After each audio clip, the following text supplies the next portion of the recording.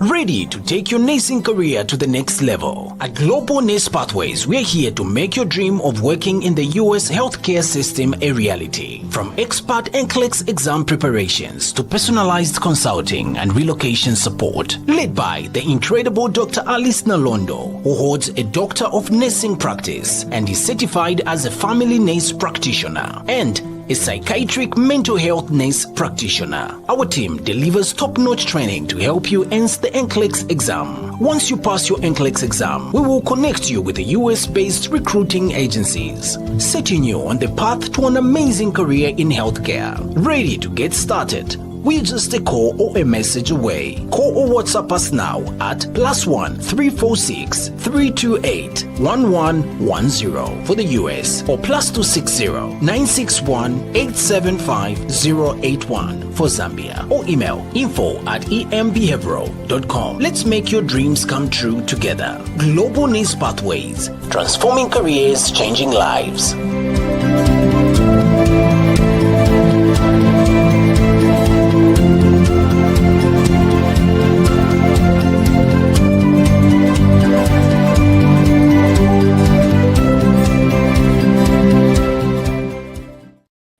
Hello, welcome to the show. It is Saturday, 8th of February, 2025. Time is flying.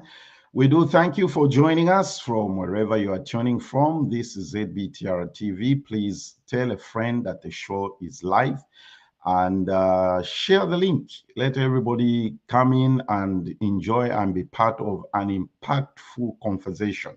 Well, today we are going to talk about a subject that affects all of us. Or when I say all of us, some things we talk about, they don't really relate to you. We are speaking about Zambian diaspora impact on its motherland, reflecting on the past 30 years. What impact has the Zambian diaspora had on its motherland for the past 3 years?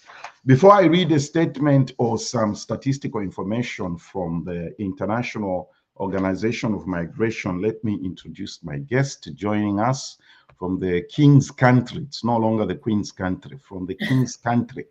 Tandiwe Chihana, she's the Managing Director of African Voices Platform. Tandi, welcome. It's always good to have you here. Thank you so much for having me. Lovely to see you, and hi, everyone. Hello, how is the United Kingdom? The UK, I'm looking out through the window. It's gray right now, but it's lovely. It's lovely, as lovely as it gets. Okay. And my amazing sister, who is not a stranger to this platform, Tandy is also not a stranger. She's a regular. We have Dr. Prophetess Mwaka Twajirayesu. She's the founder and CEO of Fresh Aroma International Ministry. I call her lawyer turned preacher. Good morning. Good morning, my Bishop Excellency. How are you? How are you? Excited. I needed to say that because a lot of people don't know that you are a lawyer by qualification. They don't know think we are just in the Bible 24 hours. Huh? They don't know the other side to us. They don't know the other side to us. Eh? Thank Now, you. the next person I'm about to introduce, who became, now I'm even mumbling what to say. a friend who became a brother, a family to me, and this guy has stood by my side. And Wow. I mean, we've just become, I don't even know what word to use, but for those of you that have been bugging me and making noise, what have you done to Roger? What have you done to Roger? Here he is. Yes. Yeah, thank you so much, my friend. Thank you, Pastor Mwaka, and Mr. Andy here. Thank you so much. I didn't do anything to Roger. You remember when Absolutely not. when KK formed ZCCM, it had a lot of subsidiary companies. Yes. So ZBTR became too big, and we sent Roger to one of the subsidiaries. Roger Charlie is the chairman of Global Corp Zambia, and he is going to tell us more about that. Ladies and gentlemen, welcome to the show. Let me read something here that I found on a certain website. The distribution pattern, and I begin, of Zambian migrants among destination countries has changed since 2010. The bilateral migration metrics of the Global Knowledge Partnership on Migration and Development 2021 database estimated 201,231 Zambian migrants throughout the world. Okay, according to these metrics, Zimbabwe hosted 31,000. Wow. And of the Zambians migrant, followed by Malawi 31,000. South Africa with 22,000. Statistics from the database also shows that instead of migrating out of the continent, Zambians are increasingly preferring SADC countries from the largest to the smallest number of Zambian migrants hosted in 2021. Okay, so Zimbabwe 31,000, Malawi 31,000, South Africa 22. Although I think that figure is, anyway, let's leave it there. Tanzania 7,000, Mozambique 5,000, Botswana 4,000, Namibia 3,000, and Angola 307, hosted over half, which is of Zambian migrants. The United Kingdom 33,000, Wow. and the United States 36,000 are ranked first and second, respectively, in terms of the number of hosted Zambian migrants, accounted for 16% and 18% respectively of estimated 200,000 Zambian migrant population.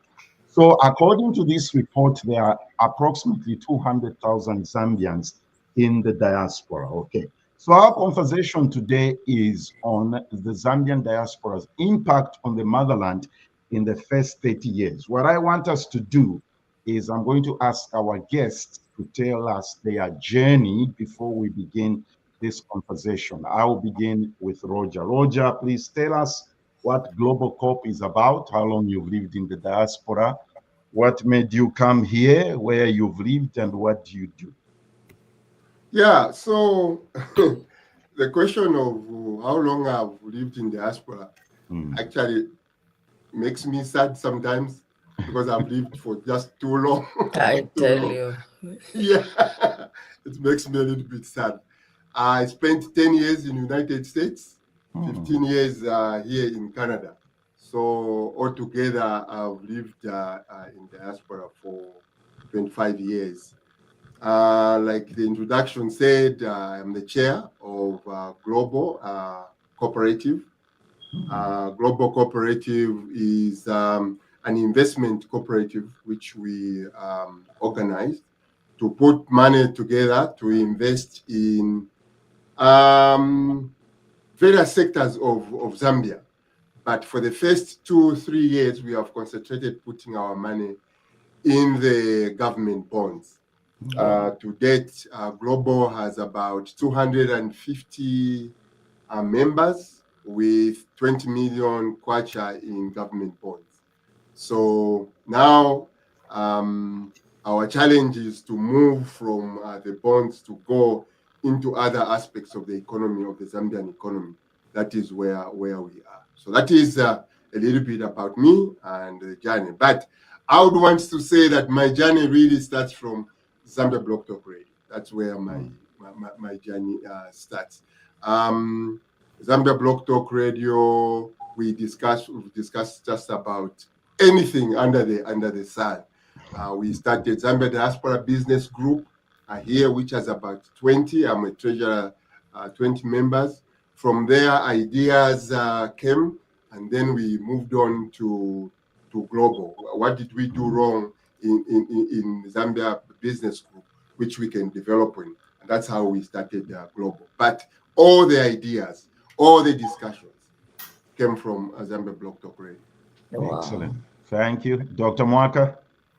Thank you so much. It's an honor as always to be here.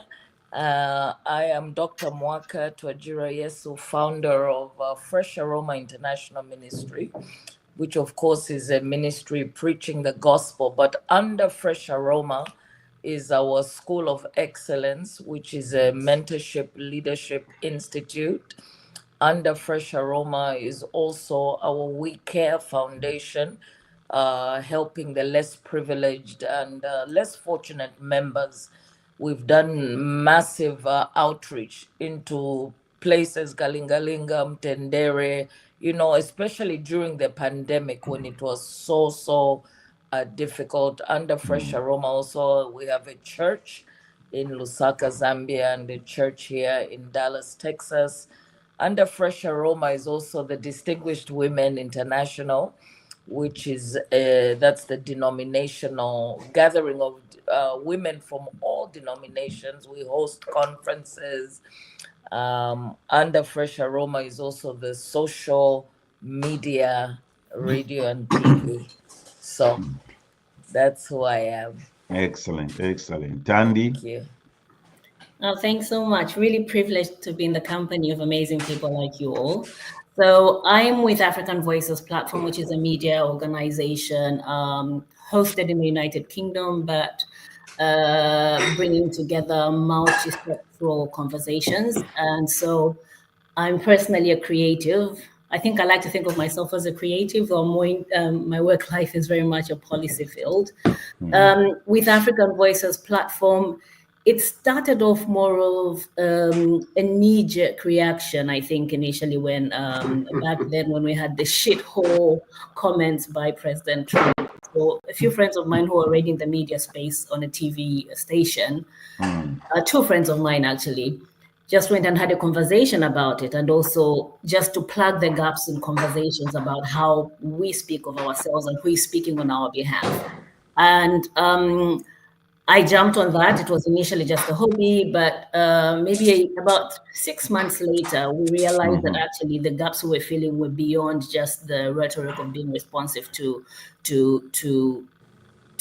challenges that we were facing as a community, but actually there was a platform and an opportunity to provide information that was relevant. And then that also dovetailed into what the pandemic, the height of the pandemic. And so we became a key organization that was providing information in collaboration with organizations such as the health sector in the United Kingdom.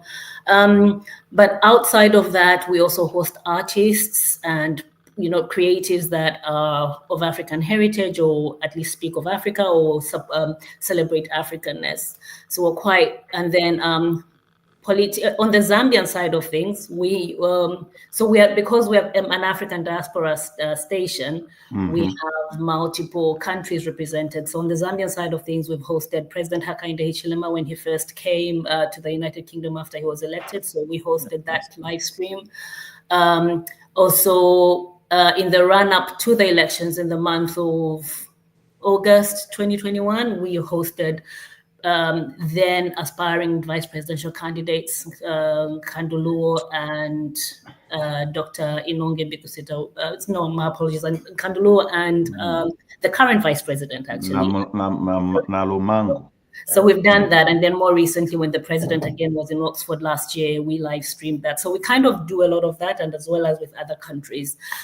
So currently, I think the big thing, we started off as a television show, but last year we got awarded a license by Ofcom in the United Kingdom to actually have a radio station, which we are currently about to launch. So that's a bit about me. With the Zambian side of things, I've been involved in quite a few things. I'm sure the conversation as it carries on will be able to get into that.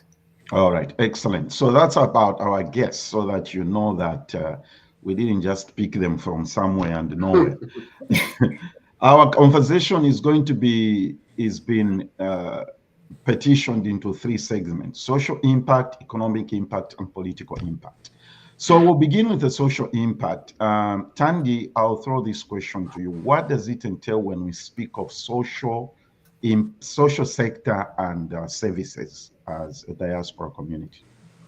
All right. Yeah, lovely. Thanks so much. I think I really do like this conversation because it speaks to so much of what a lot of the people in the diaspora are doing for home and with home that is usually less visible. So in my thinking and in my understanding, the sector itself is inclusive of what you'd consider to be profitable non-profit elements that aim to achieve social missions. So I would consider your service, Nathan, like this as one of those social sector entities that is delivering a service. And then when we're thinking of services, so we're thinking of a range of services like public services, when we're thinking of connecting welfare, people's welfare to things. And then we've seen a lot of charity mobilizations as well in the diaspora. So people saying we're going to be giving back to this cause. So those are things that I think form elements of what social services would be. But in a more formal context, if I went back to Zambia itself, when you're thinking of things like social cash transfers, I believe those are social sector services. Water aids efforts in Mother District, for example, those would be things that I would be considering to be social services, but also information sharing. So, for example, I used to be co-president of what was then Zambians Together UK, which is still going, and we co-delivered the Zambian Diaspora Conference in Zambia in 2022, which the president was guest of honor. And in there, we got to meet various organizations in Zambia that could empower the diaspora communities with information about what they're doing. I think that forms in itself a key part of what the social services sector is when you're speaking from a diaspora element. Okay. A huge component, Roger, has been charity mobilization. And this is broad or huge. What are some of the significant charitable mobilization activities can we highlight here? There are many. Global, for instance, last Christmas, we fed about, I think, 800 children. 200 in Chipata, 200 in Pongwe, 200 in Kalabo, 200 in Choma. Yes. So that was people within the cooperative put the monies together. We found very good people, and we hosted young people in the rural district. You mentioned 3 towns. How was it done? Was it done at one time? At once. Once on the 19th. On the 19th of December. It was a Christmas dinner. If I knew the question, I could have brought you some children, the dancing. They've never had such an experience. So it was heartwarming. Although there were some funny stories that, these are probably Satanists, they want to steal your children. They want to steal your children. To which I said, probably this is how far our kids or our society has not experienced the power of giving. How is it that some people will interpret giving to mean harm? They've never seen such a thing. So I saw it probably as a blessing, but it was a huge deficit in our sector or our community. Meaning we needed to probably to do more. Global has reached out, our cooperative. We do this every Christmas. The other Christmas we bought blankets for kids in maternity ward at UTH. where we distributed the baby blankets. The other time, I think we visited the ladies who were either in jail or one of the elderly homes. So I wouldn't say it is our kindness, but if you are in a cooperative, this is required. In the UK especially, where cooperatives, and Europe where cooperatives are very strong, you probably have to show what good did you do to the community for your license to be renewed. That said, now that we are doing this, you can see the effect it's beginning to have, even on ourselves, to want to do more when we see these smiling faces.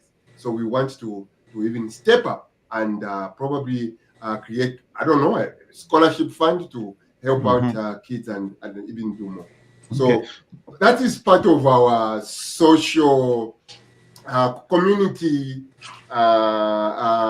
outreach. Engagement or outreach. Yes. Okay. Correct.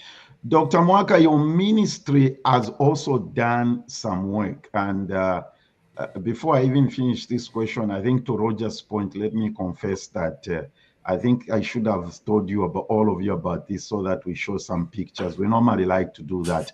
But I've prepared something which will show at the end of this segment of social and cultural influence. Dr. Mwaka, what is some of the work that your ministry has done on the social sector? Thank you, Pastor. Let me just say, many times people always assume the diaspora, we're not thinking about home. We don't care about home. We're just enjoying T-bone and filet mignon and cheeseburgers, but complete opposite. We are so passionate about home and really do care about the less privileged. And so through our We Care Foundation, actually since the pandemic, what touched me was how America was so prepared for their citizens. I remember my twins here, the school kept calling, come get cereal, come get, and we were given so much. And that's how actually the We Care was born, because I was saying, okay, here they are calling our twins and giving us more than just for the two. And I was thinking, so in Kalingalinga, what are they doing? And so as I started coming on my daily broadcast, I just shared, look, I want to help people in my nation. And the response was incredible. I thought I would just do it during the pandemic, but it has really grown and we have so many wonderful partners and we do it throughout the year, like every 2 to 3 months. We've supported the Providence Home in Kanyama, which is a home of disabled children. Children with cerebral palsy. We take blankets, clothes, mealie meal, soya chunks. March during International Women's Day will identify one of the hospitals. There are a lot of mothers from poor places. Sometimes they cannot be discharged because they don't have diapers for the babies. They don't have pads for themselves. So we've done UTH, we've done the Chilenja Hospital, a clinic rather in Kalingalinga. Every Christmas also, we go into the compounds. Every time Christmas, when I look at the gifts for my own children, and I think, what about the children in Ngombe? What about the children in Tendere? What about the children in Bauleni? So we also do a massive Christmas program with food and, gifts for the children. So that is a very, very important part of our ministry, because it's not just preaching the gospel, but helping the needy practically. Yes. Tandy, how have these projects translated into alleviating and supplementing government efforts? I think quite significantly, if you will. We've seen diaspora initiatives, charities, for example, I know of a friend who runs a medical facility in Zambia. They're based in the United States, but they have introduced home-based care.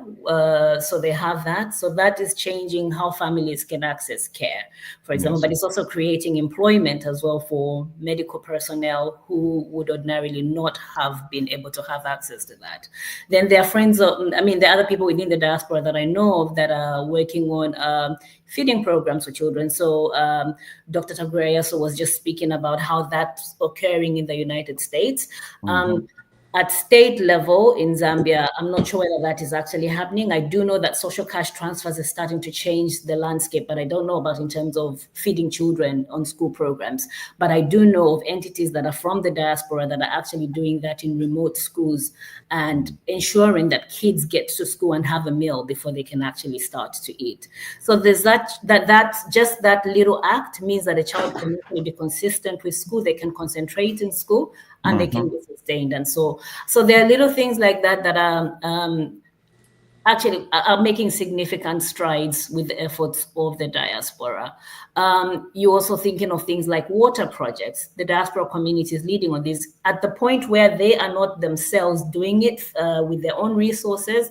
They're able to reach out to the networks that in their host countries. They partner with those organizations, bring them back home, and establish things like access to water, for example, in a community that is remote. So you start to see that in collaboration, of course, with local people, because you can't exist as a diaspora person and say, I'm doing this on my own on the ground, when actually you are working with people that are on the ground. So there's a lot of partnerships that's occurring there that's less visible and supplementing the efforts of government.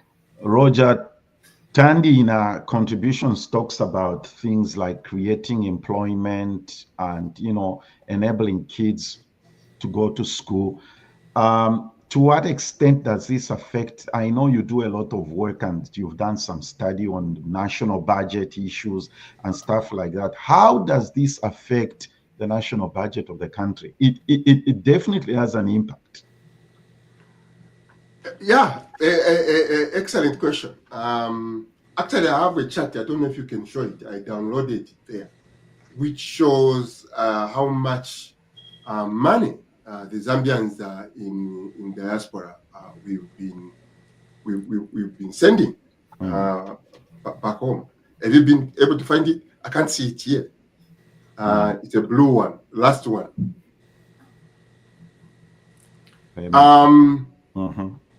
From 2018 to date, the Zambians in diaspora stepped up. Yeah, there you go. So you can see, if you can just remove the social year, you can see from 2014, 2015, 2016, 2017, we were sending just about 50 million or so a year. But came 2018 to date, Zambians in diaspora, we are sending close to 250 million a year. Wow. So there is the good and the bad to this story. The bad is that 3/4 of this money is not going to productive sectors where we can invest it and begin to create employment you talked about. A lot of this money is just me sending for my kids in Solwezi to go to school, and other small, we've got this other small project where I employ people to do my small flats. That is the kind of. But the greater part of this story, the greater part of this money is just going to uncle, is going to sister here. The question I think today, after this discussion, will be how do we begin to transform? This is some serious money which we are sending. This is very serious money. How do we begin to employ this money into the productive sector? Exactly. And then we can pay, we can give us our sisters and our cousins some money from the investments this money can make. It is going to be tough to make that, but a lot of that I've seen George Mutari here from Australia. He has a school, you know, in the construction of the schools. A lot of people in diaspora are doing constructions. We hire people. We are hiring people in these construction sectors, and we are helping out. But really, for me, my concern is to transform this cash, transform it into something bigger. Yeah, That's powerful. Dr. Mwaka, you were on the ground, and you had, not that most of us don't, but there is something about when you are going around campaigning. When you were campaigning, those of you may not know, she was a parliamentary candidate for which Kanyama. for Kanyama constituency. Yes. Oh, wonderful. Based on what we need to make sure she goes back, Roger, and wins that constituency. Yes. Yes. Based on your experience during the campaign and what you saw as you went around, and what can this money do based on what Roger has done? What Roger has said. What can make this money? 200 million tape and on. That's a lot of money. You know, first of all, let me say that was one of the highlights of my life. I'm a very grassroots person. And let me say, these people, you know, sometimes we look at these people in the compound, they are brilliant. They know what they want. They can recognize you if you're a fake and a scammer. Okay. They ask, so they would be saying, no, so in America, you know, Okay. very direct. Yeah. But when they embrace you and they see you are real, oh my God, they'll support you. So I just wanted to throw that in, and I can't wait for 2026 with the great support of my billionaire brother, Pastor Nathan and team. So, I'm all set. Are you contesting again in 2026? Absolutely. Oh, lovely. Absolutely. There you go. There you go. Wonderful. Diaspora, we need to make sure she gets that seat. Yes. We Wow, need to make sure we do thank you. it. Thank you so much, my brother. It can, you know, like I remember Kanyama, one of the biggest problems is the drainage system. In fact, many times when I would go there, Tandiwe, I would be in gumboots. And I would always go live, and my American friends were like, what is happening? What is all that dirty water? Are you okay? And it's really terrible. But so that type of money, Roger, it can work wonders. And what I found, the people of Kanyama, they want to do something. They want to work, but you can imagine waking up and water everywhere. It brings cholera, all manner of diseases. So money like that, I tell you, it can transform these communities. We can also, I'm passionate about education. A lot of our schools at home, the classrooms, you can imagine, it can be 70 students to one teacher. You can just imagine. Wow. I mean, how effective. Some of these schools don't have desks. The kids are on the floor. So that money can just bring massive transformation to infrastructure, to the schools, to hospitals. It can do wonders.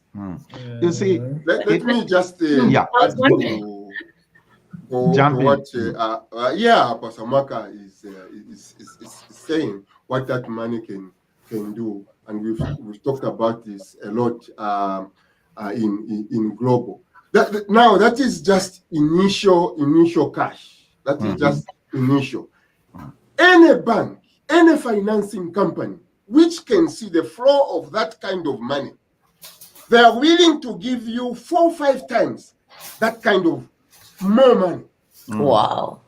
Meaning, if you can show, we can show that 200 million is going to Zambia. Zambians can access an easy 800 million. Yes. Wow. Cheap money from where we are. But because we have, I don't know, we haven't really spoken to ourselves. Vane, look at what we are, the money we are leaving on the table. the opportunities. This is how businesses advance here. Yes. They look at what you have. Oh, this is how much you get. For instance, take for instance mortgage. Mortgage, they'll just look at what this is. Okay, we can give you 400,000, but your paycheck they can just calculate from there. That is the same principle which can work even for us. Pastor Marcus talked about the bridges. Solar now we have darkness in our nation. The roads are congested. We don't even need to borrow. We don't. Wow. Yeah. Can I jump on as well? Yes, go ahead, Tandy. Yeah, I think I genuinely agree with that. And then also just getting back to the root of the question where you were talking about how do we transcend the just remittances to family? How do we actually participate economically? I think the nature of our conversations also needs to change. A lot I would like to write on what Roger was actually saying. So we should actually be tapping into the opportunities that are there that are broader. So you did speak about energy, for example. That's a sector that the government itself is encouraging more investments into, things like agriculture, but also taking advantage of opportunities like what does the Zambian Development Agency want people, to invest into? How do they access things, and what are the priority areas? Those things are there, but those are not the conversations we're having as diaspora community. The conversations around what the Zambian National Building Society opportunities that are there. For example, they've created a diaspora product. How do we cascade that kind of information so that the diaspora can actually directly work on those investment opportunities that are there? I think the nature of our conversations need to change. We need to see what is there. We have a diaspora desk. So I think the Zambia Blog Talk Radio team will have worked with us back then when we had what was then Zambian Diaspora Connect, and alongside some other people as well. We hosted. We were invited to this Indaba that led into the diaspora policy under President Rupia Banda. What does the diaspora need? How can the diaspora participate economically? The diaspora desk was established at the time, though it was established within State House, but it's now out. It's in the Ministry of Foreign Affairs, and it's right there with a whole portal that gives information about things and opportunities that the diaspora can invest into. And we should be more active and I think more intentional with those kinds of conversations and resourcing. Yeah, excellent. Now, as we wind up this social sector and influence, here's the question. I think, how should we harmonize? And I'd like the three of you to respond to this in your own words. How should we harmonize our social initiatives? You see, I noticed one thing, that we do these global initiatives when we had COVID, all right? Remember here in the US, Dr. Mwaka, we got together, put some stuff together. And also there are some individual initiatives going on. Mr. Nkoma put some medical stuff together, and the community in the US did. Should it take a pandemic or another COVID-19 for us to do a global initiative? How should we harmonize? Dr. Mwaka, you can go first. Wonderful. Thank you for that. You know, just like even what you're doing, Pastor Nathan, what a platform. If we just began to mobilize, we don't have to wait for a pandemic or a cholera outbreak. If systematically somehow we can partner together, it's wonderful, all the individual foundations that are doing something. But if we can just say maybe 3 to 4 times a year, we're doing this for this region, we're renovating or building a school, we're putting in solar in a certain, my God, we can do so much.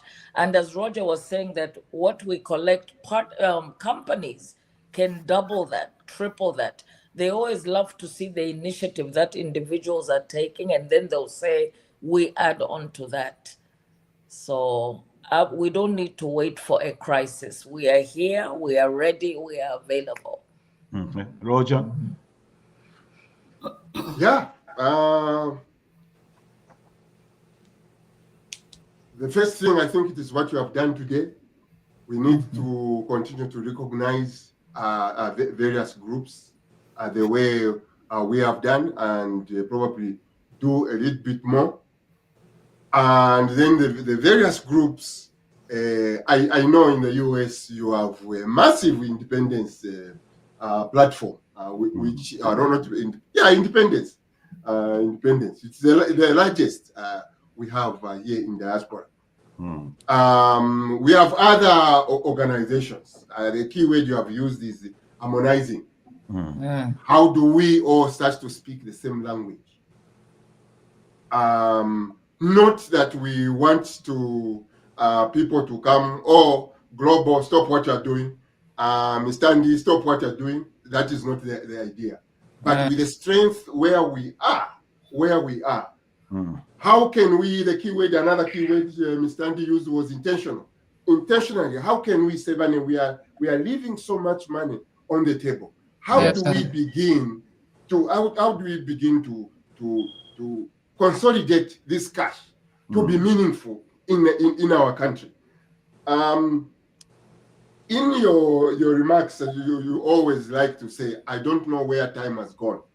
To me, I think what has really eaten us as people, as members of the diaspora, our planning has not been even a 5-year plan. We don't have.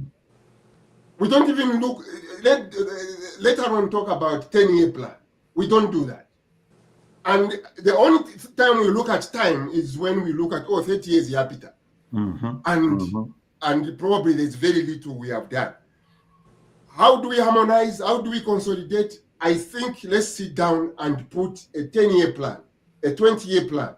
Yes. I'm writing a book. Dr. Mwaka, please support me. I'm writing a book under the title 600 Years Investment Horizon. Wow. 600 years. How do you plan for 600 years? You begin to look at generations. You plan, you are thinking about generations ahead of you. I think when we begin to do that, when we begin to do that, Nathan, it will be very easy for us not to hold on to the small bit I have, this is for me. I think it will drive us to do something big. Excellent. Tandy, before we take a break. All right, lovely. What a good discussion, and also love that I'm following you, Roger, because I would have gone on a tangent and said, generation, we're not thinking sustainably, we have to do things sustainably, but I think I'll reel myself back to the actual question. So for me, I think we need to see where the weaknesses are, because the initiatives are amazing. So why haven't we been coherent? I think that's what you're looking for. You're looking for coherence, so that it's not that one takes over the other, but what is the coherent narrative about what we're doing, and how do we synthesize that? Yes. For starters, the reason that generations question excited me, that Roger raised, is because we're always thinking about the here and the now. And so everybody is working for what's happening now and who is going to continue with that, and who's, so we're not legacy builders. We're just working for the moment. And then if one key person leaves that particular thing, then we lose all that. But there are systems in place, which unfortunately, because relationships of trust are not really there between, not necessarily inter-diaspora, but also inter-diaspora, as well as the missions that are there to serve similar purposes of helping us synthesize. People do not trust the embassy. People do not trust the High Commission that actually has a desk that can help us bring these things together, coordinate, and share ideas. And that's one of the problems that we have. And I don't know how we resolve that one, because usually it's because when we change governments in Zambia, there's usually a political element, whereas civils, that kind of thing, like civic services in other countries, the work continues, the sustainability. It's not about who is in office, it's about the work that you're doing. I feel like that would be a very good place for all of us to be working closely with.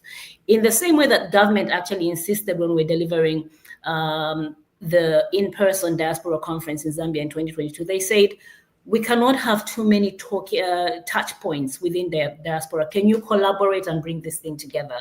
And multiple entities. So initially, ZLA Foundation in Atlanta were the initiators of this idea, but the government, the Ministry of Foreign Affairs, says, if in order for this to be foolproof, in order for this to work, you need to all these various factions. And so a lot of people were invited to the table.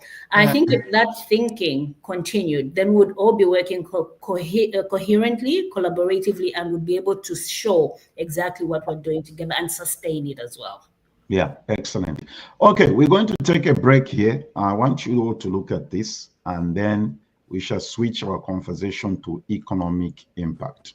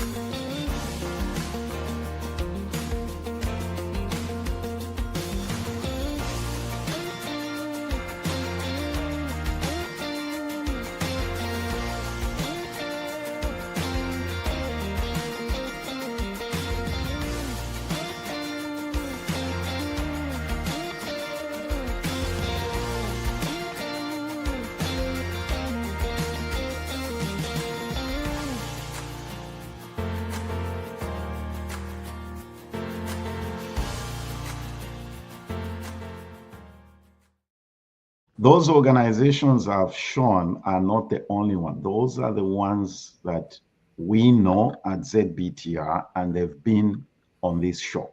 I know there are many organizations across the world who are doing a lot of things in Zambia. The ones I've shown are the only ones that were featured on this show and we have contact and communication with. Please don't say, no, oh, Blulu Bakwe and all that stuff. No. Those are the ones that I know, and those are the ones I was able to send messages to and tell them, please send me the logo of your organizations. I know there are hundreds out there, okay? Now, in Dallas, Texas, next weekend, Pastor Mwaka and her husband, I will be hosting a leadership retreat. Even if it says pastors, if you are in any position of leadership, you are welcome.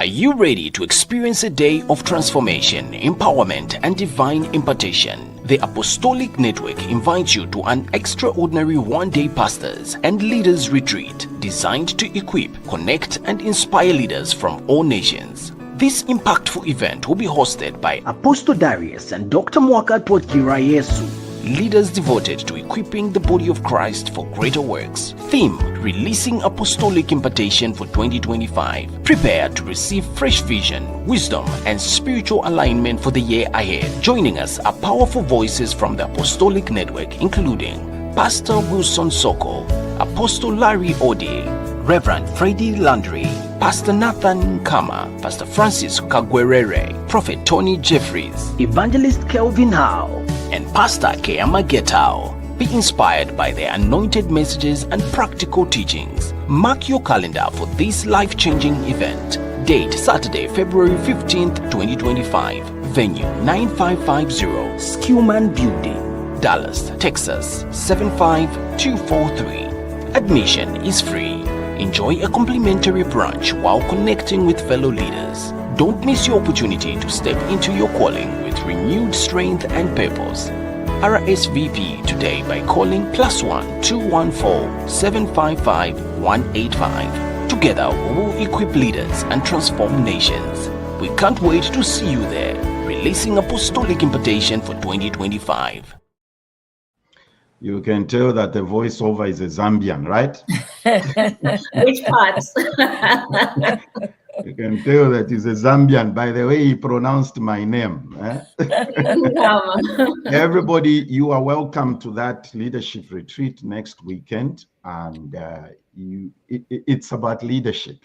Leadership principles apply. Yes. Whether we'll be talking about Christian leadership, they will apply in business, Yes. in family, in the church, in the community area. You are all welcome. It's free of charge. It's not really free. Some other people are paying for it, but you are coming in, you won't pay anything. because there's nothing for free in this world. You should be able to know that. Okay.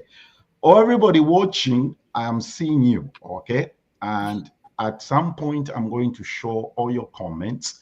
I have posted a question in the comment section. What is the biggest impact of the Zambian diaspora?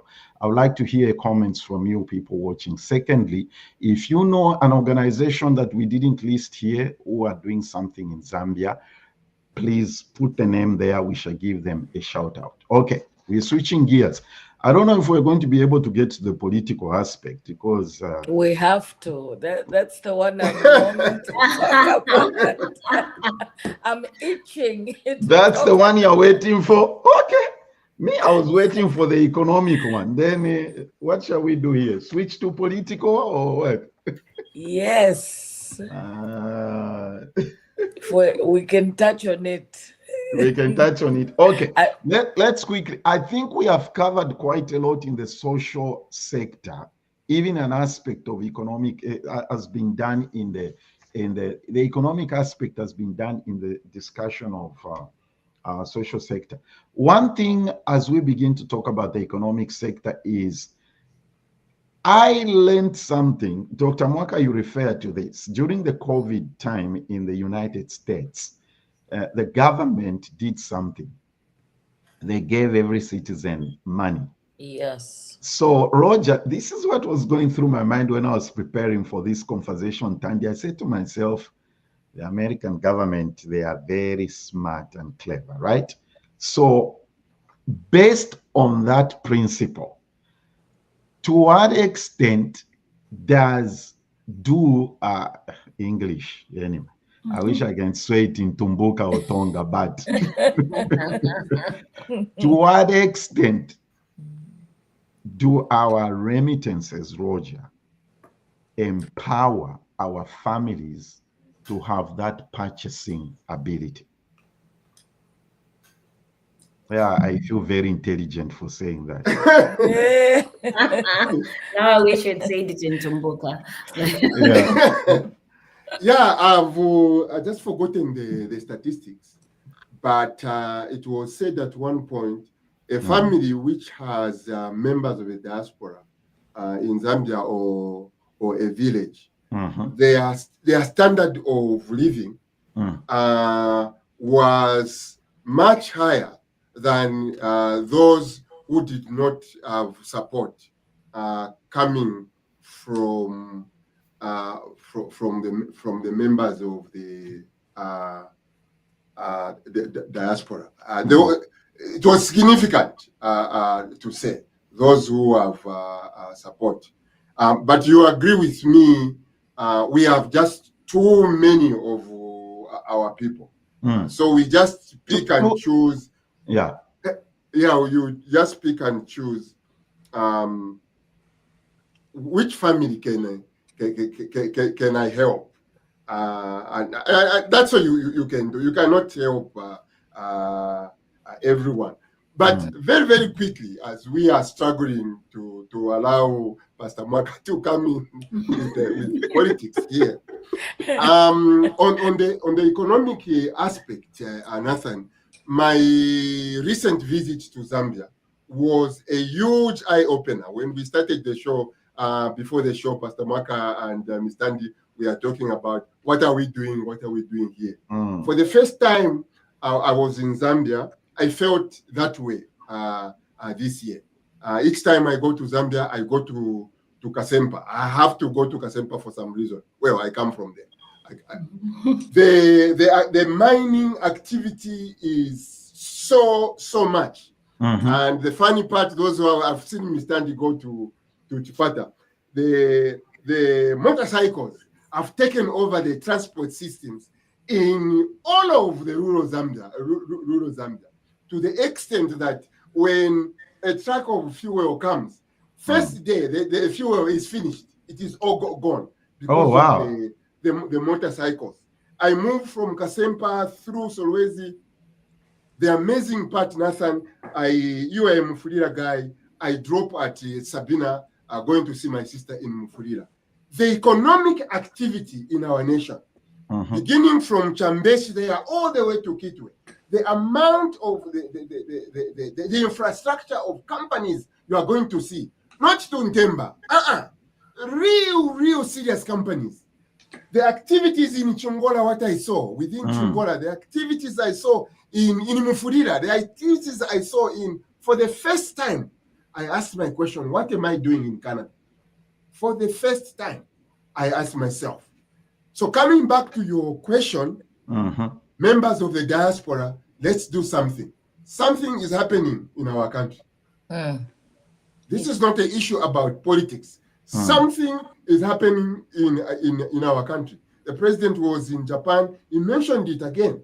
He said, we want to score 3 million tons of copper every year. We haven't even reached 3 million. But what I saw in Zambia, if we are heading there, something good is happening in our nation. Yes, it is.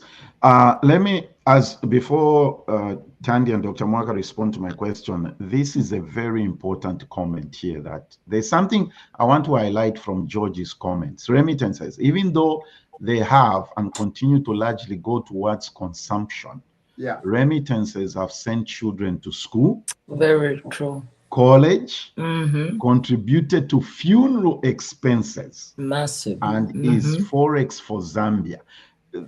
You see, I'm not trying to be weird or funny here.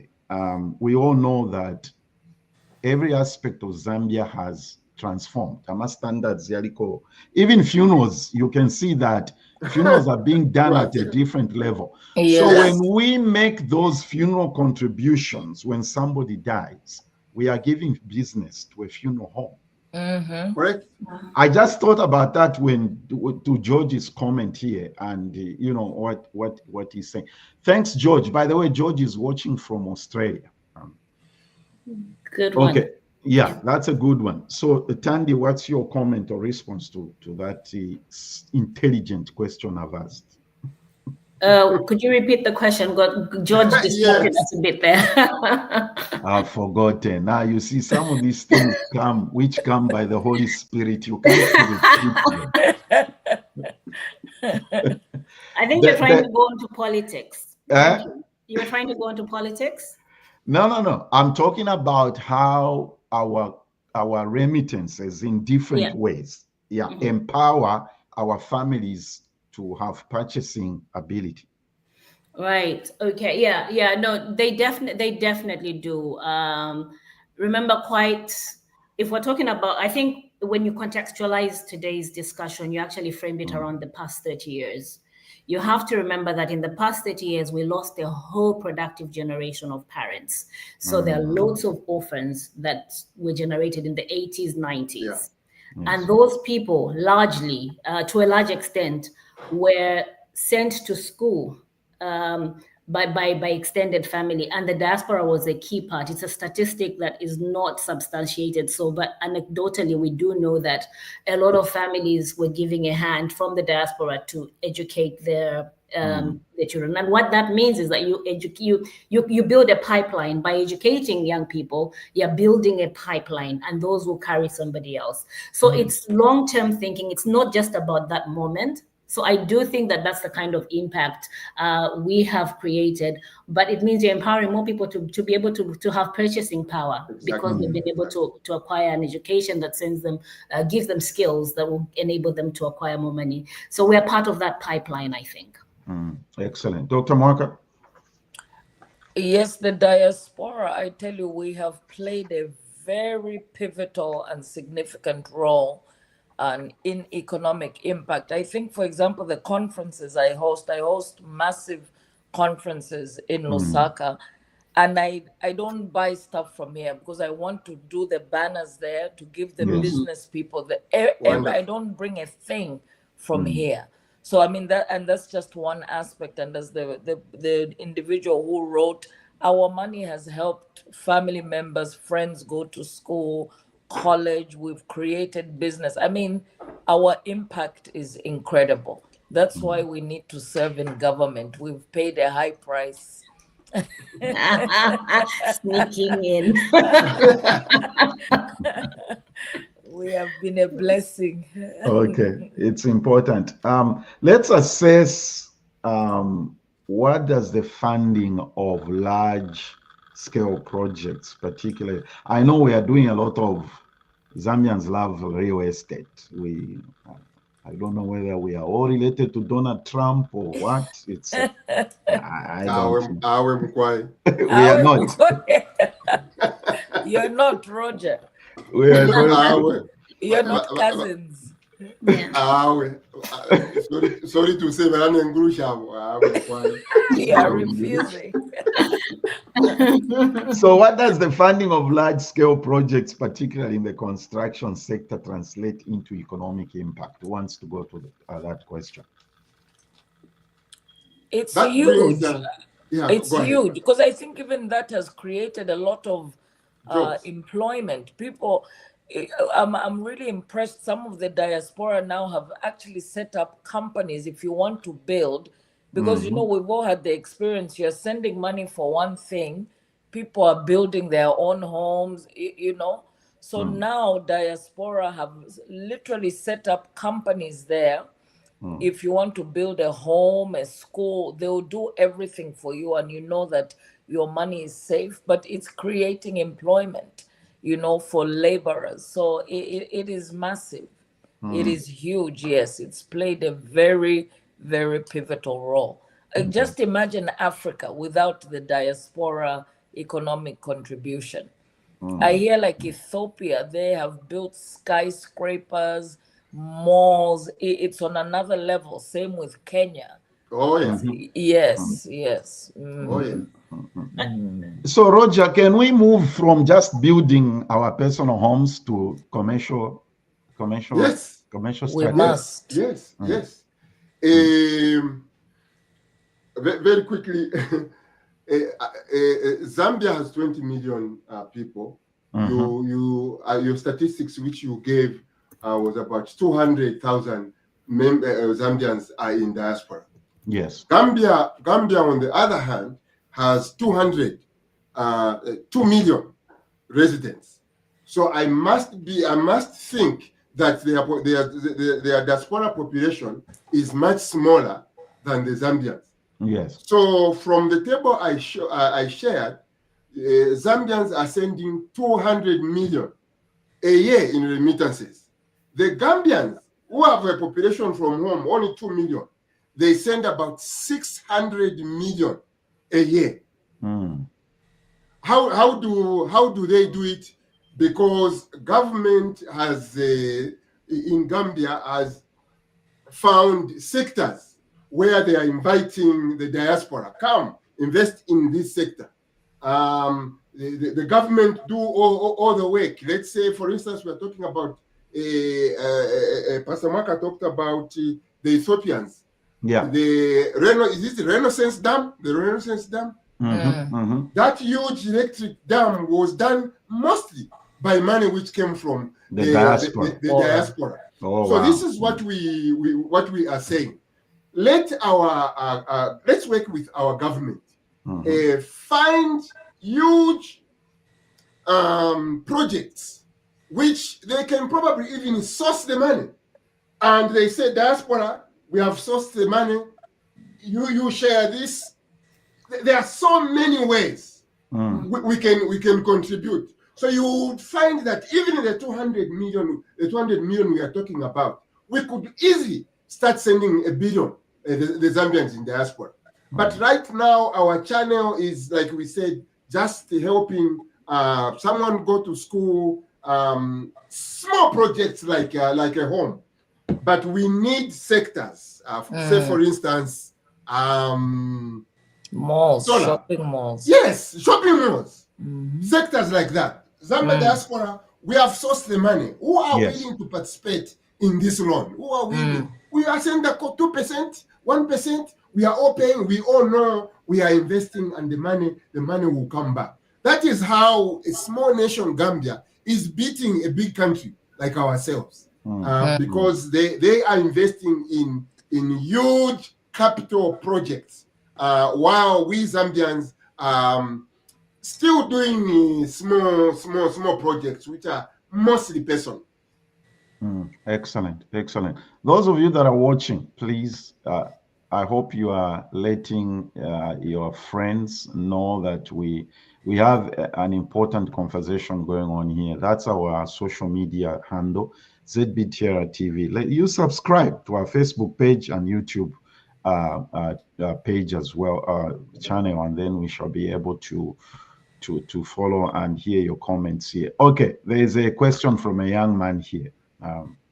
What actions can young people take to support the Zambian diaspora as a whole? I wonder whether, hi, Mhambi. Yeah, thanks a lot for that question. I was just wondering whether you're speaking from a young person's perspective as a young person in diaspora or young people in Zambia to support. Yes, he's a young person speaking from the diaspora. Yeah. From the diaspora. Yeah. Future president of Zambia. I'm his campaign manager. Right. So maybe let me go back to the concept of diaspora and what we are thinking. So diaspora, I think, to me, is a bit more fluid as we're getting on with time, right? There are a lot of initiatives that are led in Zambia by people who've previously lived in the diaspora and probably have a foot in Zambia and in diaspora. And there's quite a lot of advanced engagement there. So like in this field of technology and innovation, there's a lot that's going on there. I think that what we Zambians who are living in diaspora outside of Zambia, so not the diaspora that lives between the two, is that we need to tap into the innovative side of what the young people we exist with have got. You know, there's so much you are learning, especially those ones that are raised in these spaces, in these homes, so we can have a good knowledge exchange. We, the older ones, are coming in with certain knowledge, but you have innovative knowledge that is probably more current. And because what we're trying to do now is not just about us, it's about supporting you as well. I think it's mutual. The future is not ours, the future is for young people. So we really need to have platforms where we have good intergenerational conversations and support each other for the betterment of our country, our community, even in diaspora. So it's just a mutual respect and understanding that we can be mutually supportive, because you host a lot of knowledge and the future is yours rather than ours. Okay, excellent. Moabi, I hope she's responded and answered your question. Uncle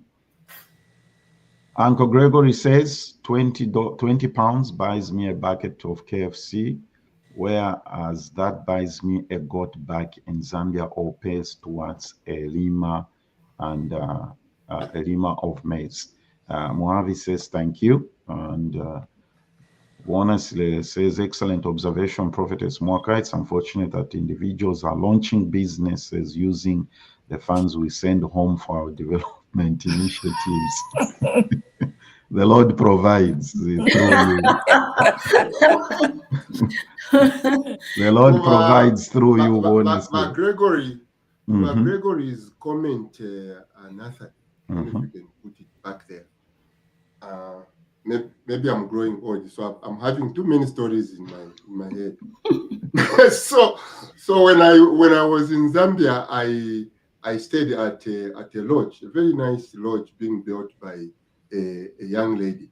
She came, we were talking, and she was telling me what is the possibility for her to come to Canada and find work. So I said to her, why do you want to come to Canada? You have a very nice business. No, what I want to do is, if I can come now for 2 years, what I can do is finish. I can do ABC, I can do. And Nathan, I sat quiet. I couldn't say anything. So here is someone who is in Zambia, like Gregory is saying. How much some of us, the 25 years have lived in diaspora, just taken it for granted and haven't done so much with it. And here is someone who is saying, within 2 years, if I was in diaspora, I can do a lot of things. Wow. The multiplier effect which Gregory is showing here. Sometimes $20. $20. 20 pounds. 100. So yeah, but if you look at how many bags of cement that money can buy and what it can do back home, it is, that's true. Excellent. Reverend Glandry Katie here says, good point, Brother Roger. She's following. Let's read some more questions, some more comments from our friends here. Dr. Munsanje, the diaspora has educated many young Zambians, and George says 1% of the Zambians of Zambia is in the diaspora. Yes. Okay. Yeah. Genuine funds from the diaspora are very key for growth and developing projects back home. Yeah. There are many comments, many. I want to see Dr. Banda Stella, significant economic impact due to remittances sent to Zambia. Good job. And yeah. Okay. Some more here. Plenty of them. Thanks, everybody. We appreciate your comments. And we have to make progress here. And there's a lot. We've just basically scratched on the surface on the economic aspect of it. And we know that there are a lot of people. One of the things that we cannot move away from this subject, Roger, without saying anything, is the diaspora-based organizations who are doing things in Zambia, like Global Corp, of course, and Zambia Diaspora Business Group. I'm sure there are some in the UK. Zambians Together, UK. Even like Justina Mtale, her foundation is hosted here in the United Kingdom. So there are quite a lot. Quite a lot of good work. George, what's happening from Australia? Please tell us something, those in other parts of the world. Interestingly, also, what we also need to note here is that Zambian diaspora is diversified. There's a lot of Zambians living in Asia. And China. Yeah, absolutely. Yeah. I know there are Zambians living in Vietnam, in Thailand, all those places, in Cote d'Ivoire in West Africa, and all those places. So even if the UK and the US, even if the UK and the US has the largest numbers, it's even in those small little pockets. They're in different parts of the country. There are Zambians living in Germany. There are Zambians living in Czech Republic. I almost said the Kaunda one, which is not there anymore. And I think, you're right, Vanathan. And I think when we start looking at student populations, you'll find that probably the Far East has probably got more students now, China, Malaysia, than we previously did. But maybe just to highlight another thing that we're not talking about a lot is recognizing when we're thinking on the entrepreneurship side and recognizing that we have a lot of diaspora entrepreneurs that have ventured into the financial sector. So when you're thinking of microfinance institutions in Zambia, you have a lot of Zambians from the diaspora that are establishing those within Zambia. So that sector is also really growing. When you're thinking about the tourism sector, that's become an open space now for more investment opportunities and collaboration. We're seeing a lot of partnerships between Zambians in diaspora and Zambians on the ground.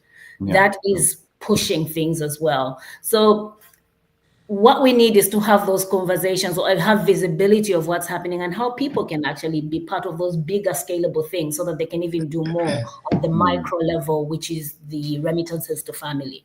Yeah, that's true. That's very true. Hi, Josie, we see you. Thank you for joining us today. Noah, I see you there. Thank you. I see a lot of Fresh Aroma people here. You only log in when Dr. Mwaka is here. They want to hear about the governmental part. The governmental part. Yes. Okay. Here is the first question. How has the diaspora engagement on policy advocacy and good governance influenced transparency fight again? By the way, everybody, I am going to say something about all these people here. These were the people who hounded PF out of government. Okay, I forgot to say that. Thank you for saying that. Yeah. I need to tell everybody watching here. To the effect, you see, I keep saying this, Roger, when I speak to our political leaders out there, including KBF, my friend. KBF is my personal childhood friend. Went to the same school, Prophetess Mwaka, lived 3 houses in between each other. That's really? I Really? keep telling KBF, my brother, I said, you ignore the diaspora to your own detriment. I want you three to comment on that. Ignore the diaspora to your own detriment. How true is that statement? It's very, very true. You see, again, diaspora, as much as we may be physically away, we are very connected with what's going on at home. We are very invested. We care about governance. We want to see our nation flourish. And I remember during the PF days, Clotilda has been waiting and she's saying, please go easy. I'm a recovering cadre. But you remember we were very vocal at the corruption and all the things that were going. They really felt the pressure. So, and then I remember even how the UPND, the diaspora UPND, were also very instrumental in the campaign in terms of their giving. It gave our president a tremendous push. So we cannot be ignored. We are too intelligent, and I'm not saying this arrogantly. We are too intelligent, we're too brilliant, we've been too generous. They cannot only want the dollar and then don't want our counsel and advice and leadership abilities. We have to be included. Do you know, Pastor Nathan, how everybody praises Rwanda? Do you know why Rwanda is the way it is? Do you know a lot of the cabinet ministers are from the diaspora, the members of parliament, the people President Kagame reached out to them to say, we need you. For example, if you're a nurse, he'll say, come back home, we'll pay you as much as you are getting there. They've gone in thousands and they're in government. And look at Rwanda today. Yes, so we play a very key role. Roger, look at these comments. Well, have you seen that comment there? Yes, I've seen it. And a lot of us, I don't know about the MMD, but during the time of PF, if we talk about politics, a lot of us got very sick to see how blood was the order of the day on Facebook. People getting cut. We started to, the image of Zambia changed, the violence. And a lot of us in diaspora said, no, we cannot accept this. We cannot accept this. And for the first time, I think we sent a lot of money. I know I was a co-chair here in the diaspora. People were raising money to send back to Zambia, feeding the youth who were doing the work. So you are very right when you tell Bwana Fube that he ignores the diaspora. He does it to his own detriment.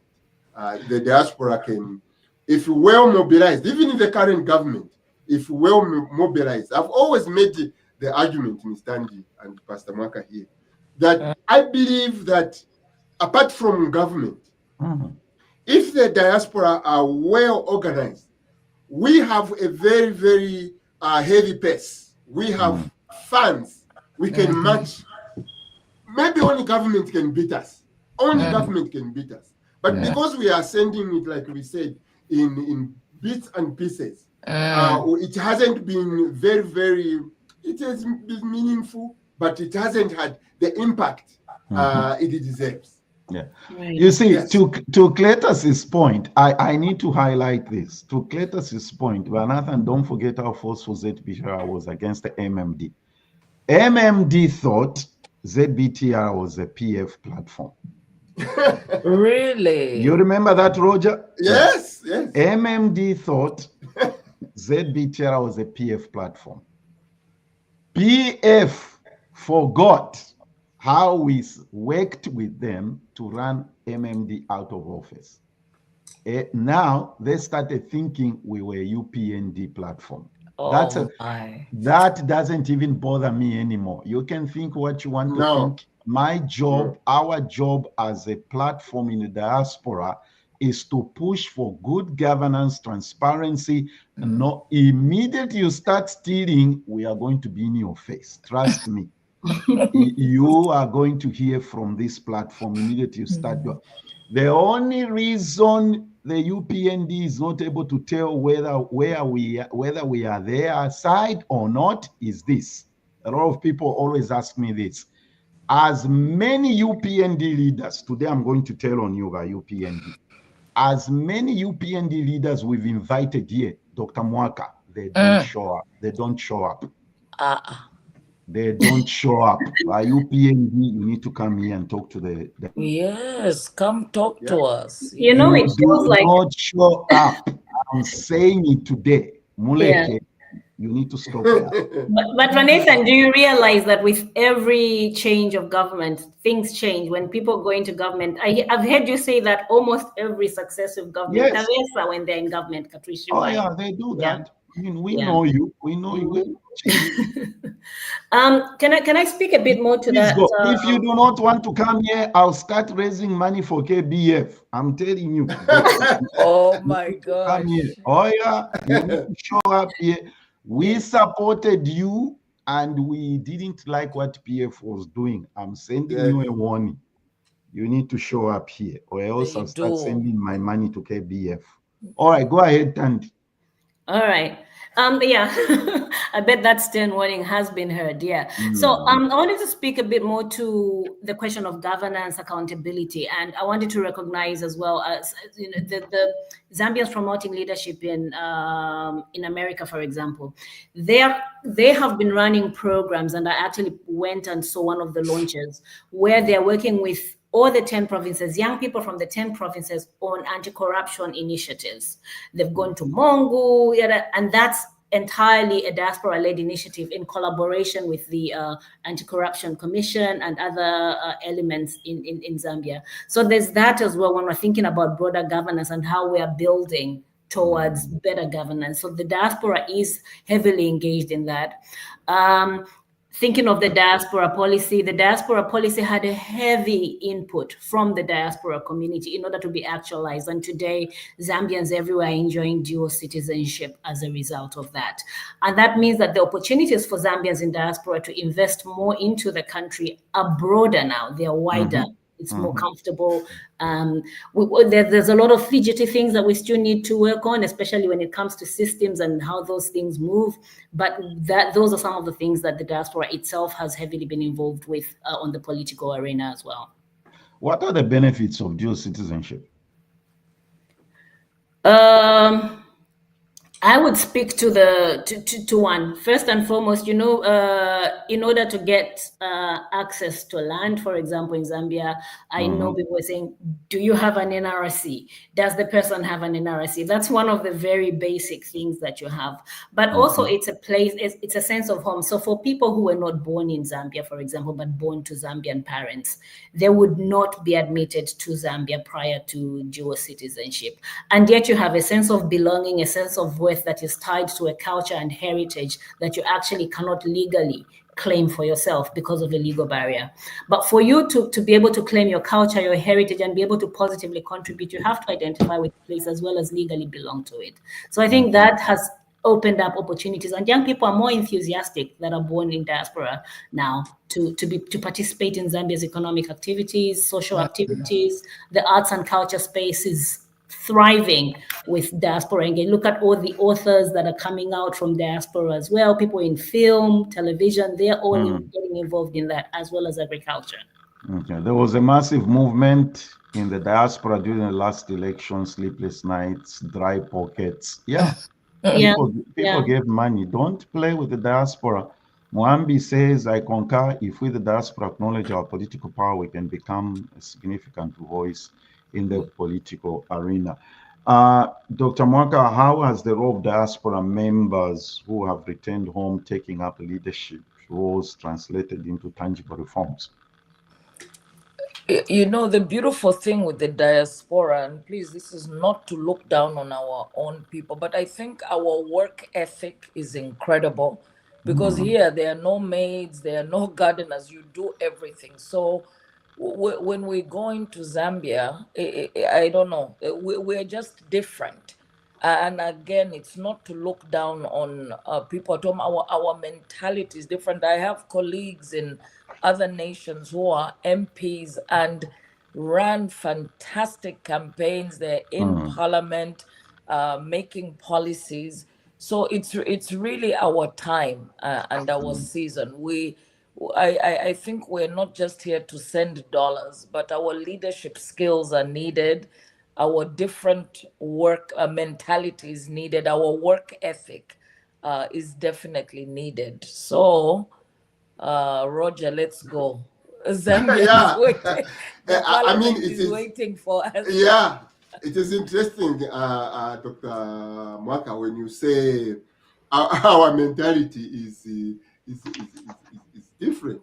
Totally. There's a young man I move around with, so I was asking him, why is it that each time you have to solve an issue, if we have about Mulelaka, why get Mulande we know?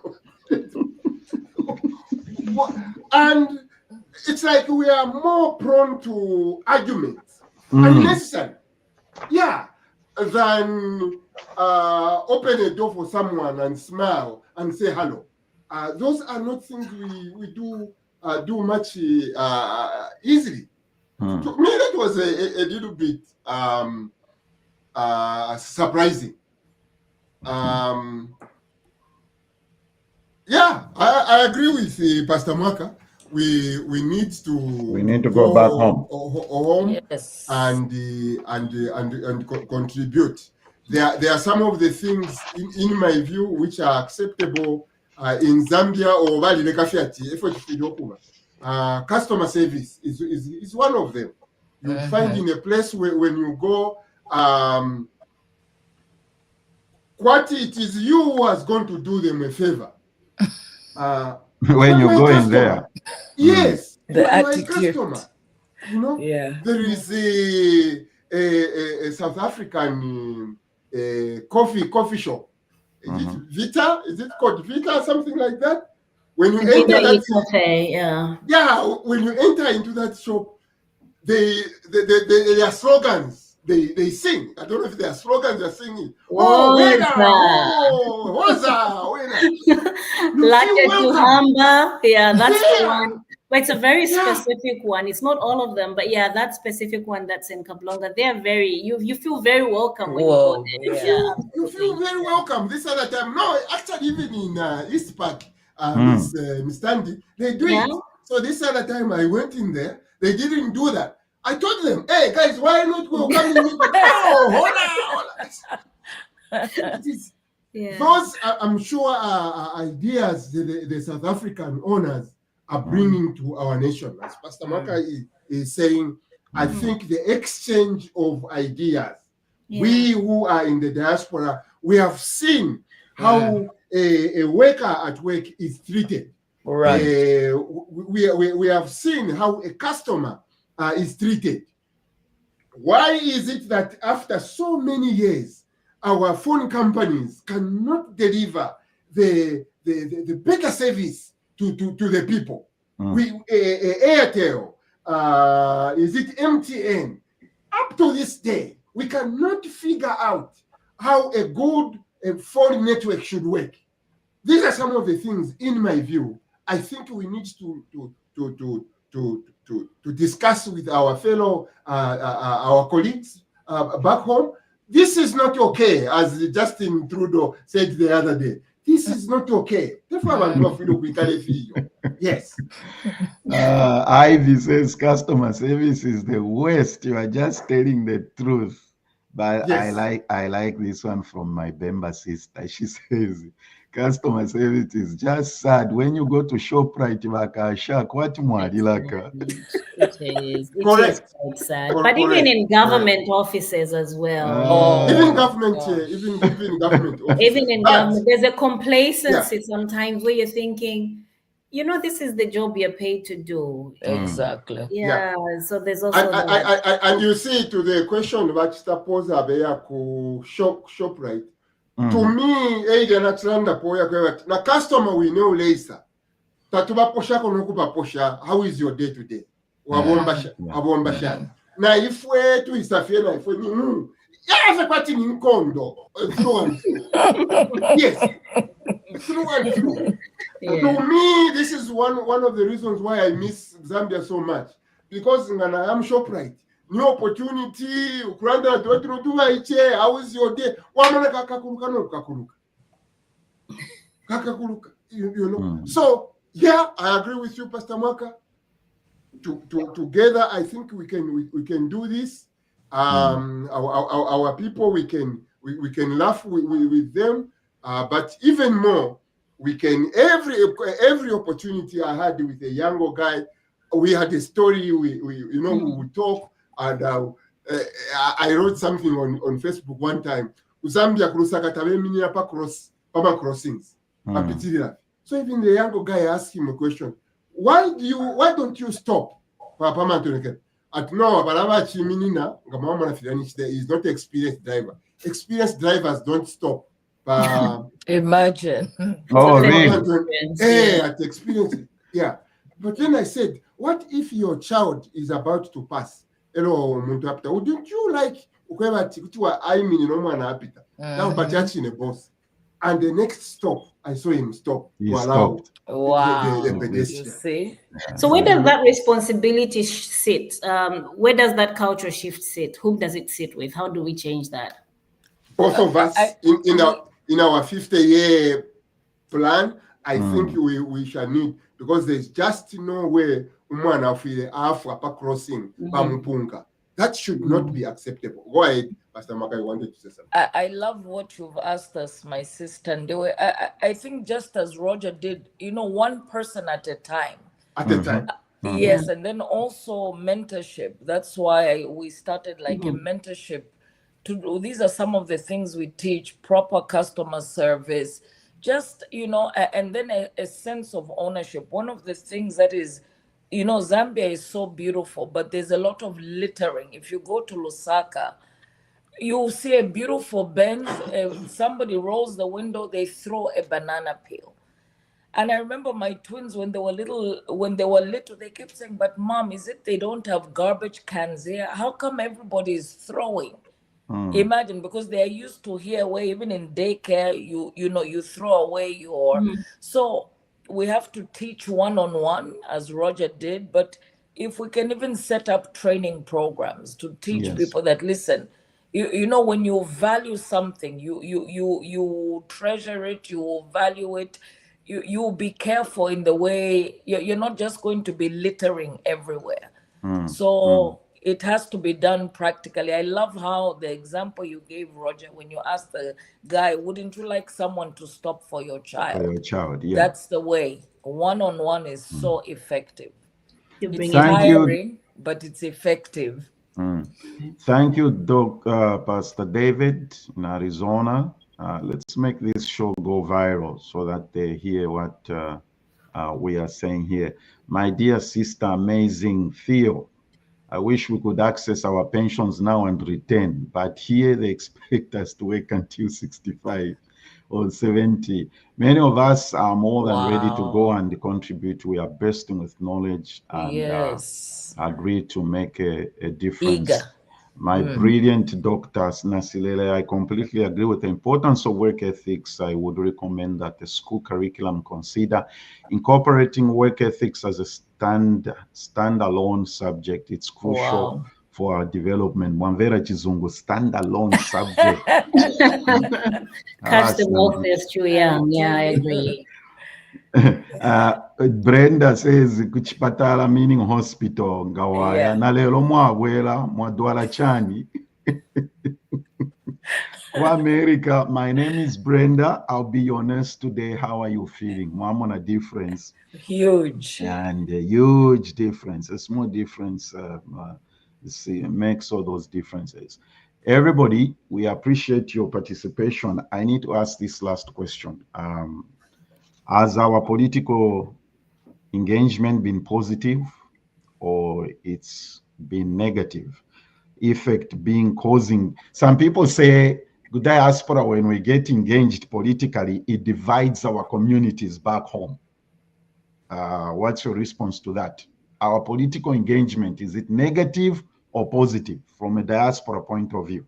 Tandy, how are things in the UK? How are things in the UK? I mean, the UK and the UK diaspora it has been vocal, I think, politically. We're talking about partisan politics here. We're not Yes, just we are. People, this question says, if you get involved politically, it divides the community. Does it do differently in Zambia, though, if people are involved in politics? Exactly. I think it's the same effect. There you go. I don't think it's different. As a matter of fact, politics, they are said, they are combative by nature. That's the way. But it is only when you take them to a different level, when you begin to take things personal, that is when things change. But if it is just the exchange of ideas, and again, this is where we go back to what Pastor Maka is saying. We go back home. Kangombe, the other day I wrote on his board, we were writing about it.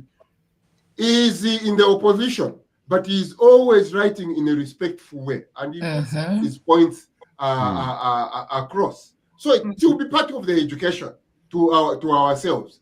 Do politics have to divide us? Yeah, I just received yesterday. Somebody sent me, should I say, a nasty video, just because I was praising the president for having attended the Japan thing, and someone was sending me some hasty video. But I said, "Big man, I'm not doing that. I'm just saying something which is objective. That is how I'm bringing it over here. So dividing us, dividing us, probably it will. But as long as we know you are doing the right thing, you are standing for justice, you are standing for fairness, you are standing for development of the nation, go for it, Pastor Maka. Thank you. Thank you. I want to share my own story. When I was an aspiring MP in 2021, oh my God, my pastor friends thought I had backslidden. Prophetess, how can you enter this dirty thing? And I said, why is it dirty? I said, first of all, I come from a family of politicians. I never saw them insulting people. So that's not the kind of politics I'm going to do. I think it's us to raise the standard. It will definitely bring division. It will bring a lot of doubt. I remember being on radio discussing what I want to do for Kanyama, and one man came crying, no, prophetess, please don't enter this dirty thing. And I said, we have to change our mentality. Because is it we want the drunkards in parliament? And please, I'm not saying they all are. What kind of people do we want in parliament? Then afterwards, like, okay, I get your point, madam. So it's us again to educate people and enlighten people. It will definitely make people feel some kind of way. I had some relatives who are PF, me, I was MMD, and you can even feel the tension. And I'm like, come on, guys, it's okay to disagree, but we are still blood. So it's us to educate people. It doesn't have to be combative and insulting and no. That's just it's an exchange of ideas, sharing your vision. What kind of development are you bringing? What kind of a leader are you?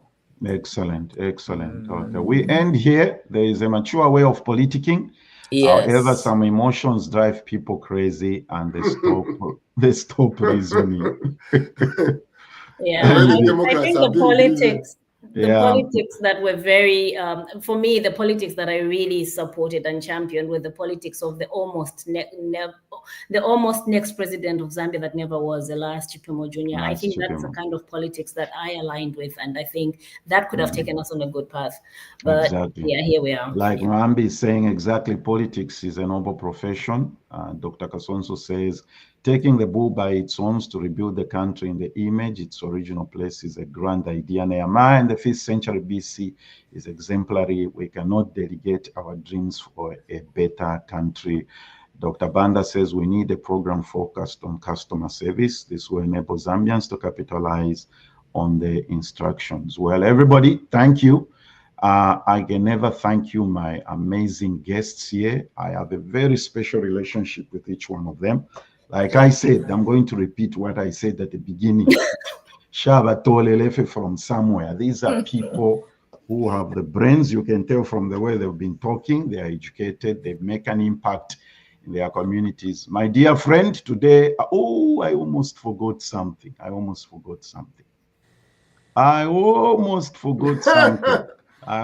what you wanted to forget. I almost forgot something. Tomorrow is a big day in the US. I don't know, Dr. Prophetess, if you follow football. Tandy, do you guys follow? Oh, the Super Bowl. I almost forgot something. Yeah. Uncle Derek wouldn't have forgiven me. Rugby America, not football. Okay, everybody watching. I know where Stella stands at least, and Dr. Munsanje. So let's vote here. This is Pastor Mwaka. You pray for Roger and me right now.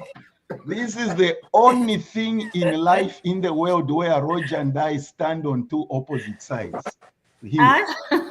We are for the Chiefs, the Kansas City Chiefs. Mahone is our guy. That's ZB Tiara prediction. Chiefs 24, Eagles 21.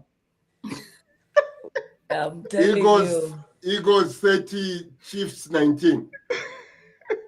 So everybody, oh my goodness, I almost forgot about this. We couldn't have finished the show. Okay, I said it, okay. There we go. Brenda says, go Eagles. Jupiter go Eagles. Says, go Eagles. Come on, guys. No Chiefs. Go Eagles. Anyway, it's okay. It's okay. All right. I just wanted to do that. I'm still waiting for my t-shirt for Chiefs from Matilda. It's still on the way. Tandy, thank you so much. You know, we've almost done 2 hours here. Wow. No, I didn't realize that. But yeah, no, thanks for having me. And to everyone out there, your diaspora community is part of the community. Right now, I'd like to champion this, the African Development Bank candidate, Samuel Maimbo, I think his name is, like champion. The diaspora is Zambia as well. So yeah. That's right. Yeah. Prophetess Mwaka, thank you.